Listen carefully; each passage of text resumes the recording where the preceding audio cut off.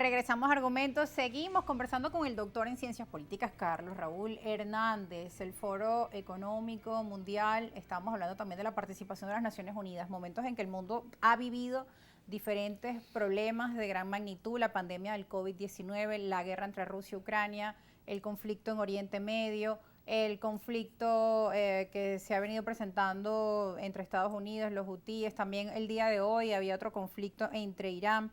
Bueno, hay muchos conflictos emergiendo en el mundo y uno se pregunta, bueno, ¿cuál es el papel de las Naciones Unidas? ¿Qué pasa con el Consejo de Seguridad de las Naciones Unidas cuando los miembros de ellos justamente son quienes están también involucrados en muchos de esos grandes conflictos internacionales? Lo que pasa es que las Naciones Unidas perdieron el papel que tuvieron durante la Guerra Fría, que era el papel de árbitro. O sea, el equilibrio en el Consejo de Seguridad hacía que no se pudieran tomar decisiones que afectaran a uno de los dos polos.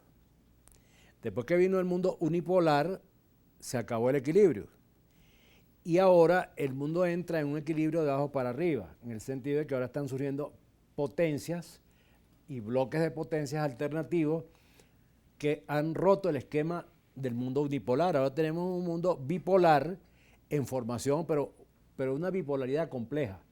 No es como la bipolaridad antes de Unión Soviética, Estados Unidos.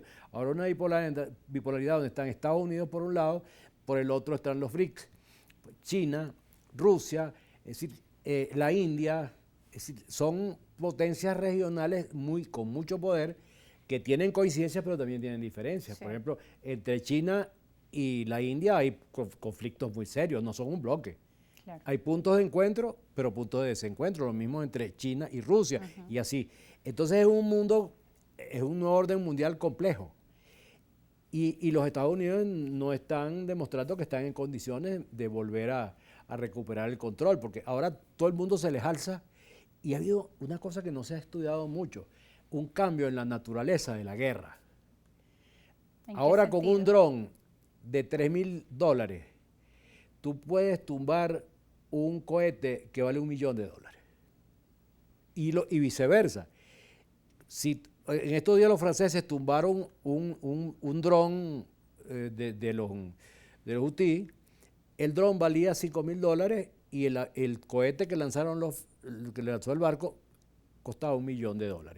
Eso es, bueno, eso es un éxito para el dron, que lo tumben haciendo gastar a la potencia que lo derriba, claro, $1 millón.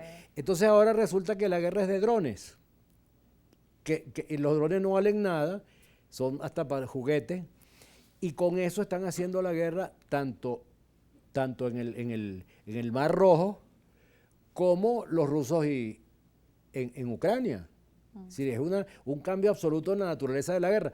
Por eso es que están ganando los rusos, porque los norteamericanos tenían una infraestructura militar anticuada, vieja, de cohetes de esos de largas distancias, de tanques de guerra. Los tanques que mandaron Europa no sirvieron para nada. Yo me acuerdo que Putin claramente dijo, bueno, que van a mandar los Abrams, dice, bueno, arderán.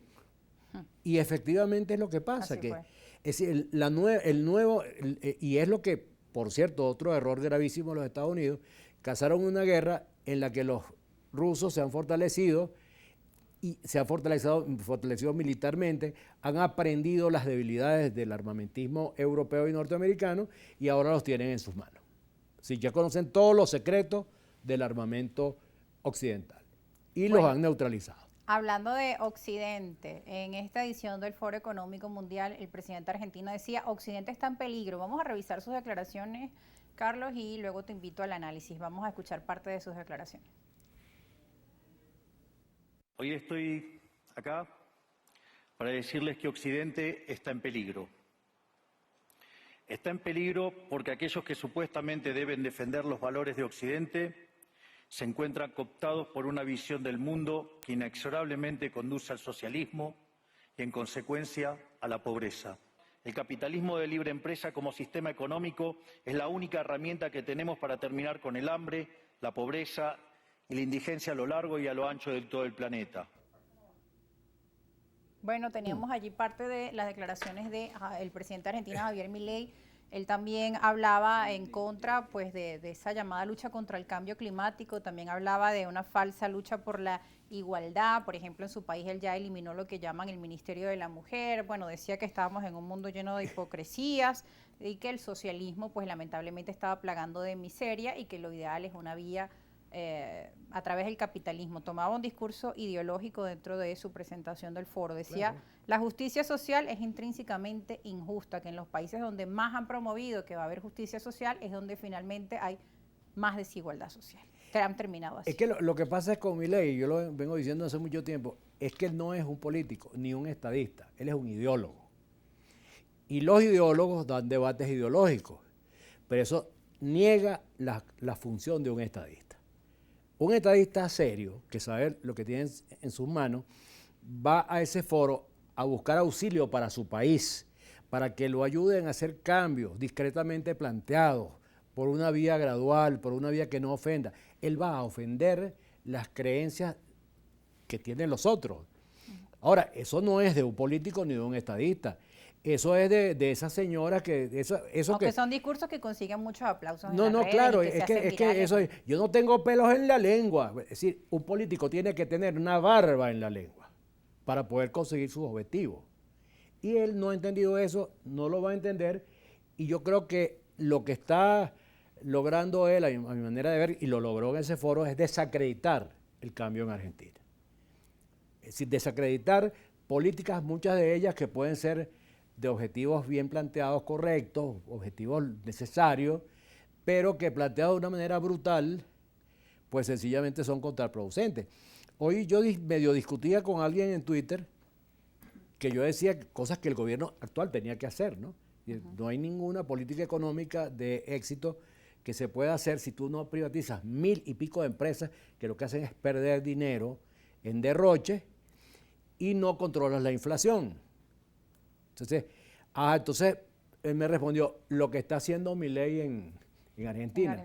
Y yo le respondí, bueno, mira, en la Edad Media el promedio, la expectativa de vida era de 20 años. En la Edad Media. Entre otras cosas, porque las muelas, cuando había una infección en una muela, las sacaban los barberos con un martillo y una navaja. Y los cambios sociales no se pueden hacer con un martillo y una navaja. Tienen que ser bien hechos, considerando los equilibrios, porque lo más importante es el equilibrio de la sociedad. La sensatez. Había un amigo mío que decía que el arte de la política es hacer que no se ponga bravo todo el mundo al mismo tiempo, que se vaya poniendo bravos por sectores, por grupos, por momentos. Pero si se ponen bravos todos al mismo tiempo te tumban.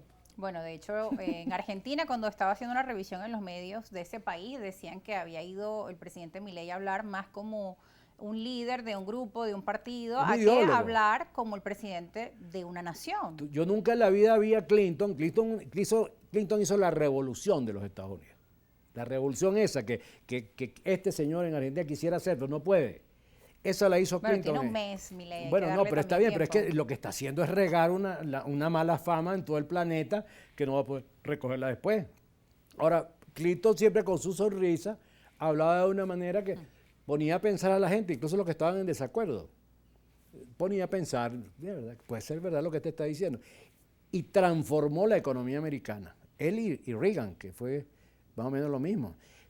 ¿Cómo lo hicieron? Bueno, nada menos que sustituyeron la base industrial de los Estados Unidos, la cambiaron, porque una base obsoleta, que producía automóviles de alto consumo de gasolina, muy pesados, de metales como el acero, y progresivamente fue cambiando esa industria que estaba quebrada, que no podía competir, la convirtió nuevamente en una industria automovilística de punta en el mundo.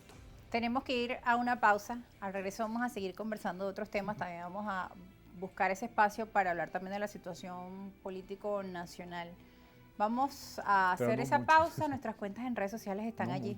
Y ya regresamos con más argumentos.